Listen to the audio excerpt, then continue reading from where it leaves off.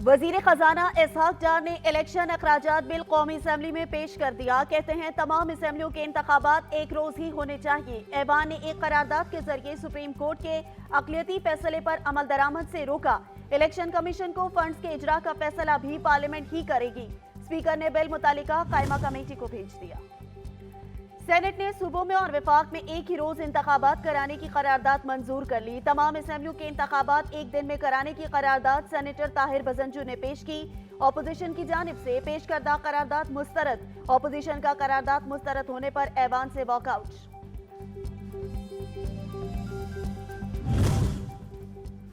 Parliament का मुश्तरका इजलास आज होगा। इजलास में सदर की तरफ से वापस भेजे गए supreme court practice and procedure bill की मंजूरी मुतवक्के। अदालती इस्लाहात का बिल मंजूरी के बाद दोबारा सदर मुमलिकत को दस्तखत के लिए भेजा जाएगा। आरिफ अलवी ने 10 रोज में दस्तखत ना किए तो यह खुद कानून बनकर लागू हो जाएगा। वफाकी पुलिस ने पाकिस्तान तहरीक इंसाफ के चेयरमैन इमरान खान को 9 मुख्तलिफ मुकदमात में तफ्तीश के लिए 11 और 12 अप्रैल को तलब कर लिया। वफाकी पुलिस ने इमरान खान को शामिल तफ्तीश होने के लिए नोटिस भिजवा दिए। तमाम नोटिस इमरान खान की रिहाइश का जमान पार भिजवाए गए हैं।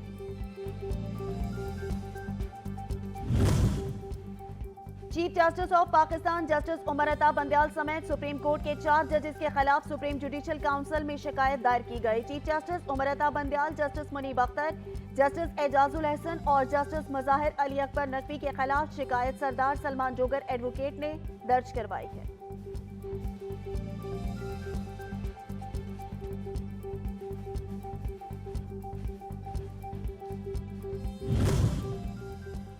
और इलेक्शन कमीशन ने पंजाब में आम इंतखाबात के लिए रिटर्निंग और डिस्ट्रिक्ट रिटर्निंग अफसरान को मजिस्ट्रेट के इख्तियारात तवीज़ कर दिए। रिटर्निंग और डिस्ट्रिक्ट रिटर्निंग अफसरान को मजिस्ट्रेट दर्जा अव्वल के इख्तियारात हासिल होंगे। सूबे में आम इंतखाबात के लिए पोलिंग 14 मई को होगी।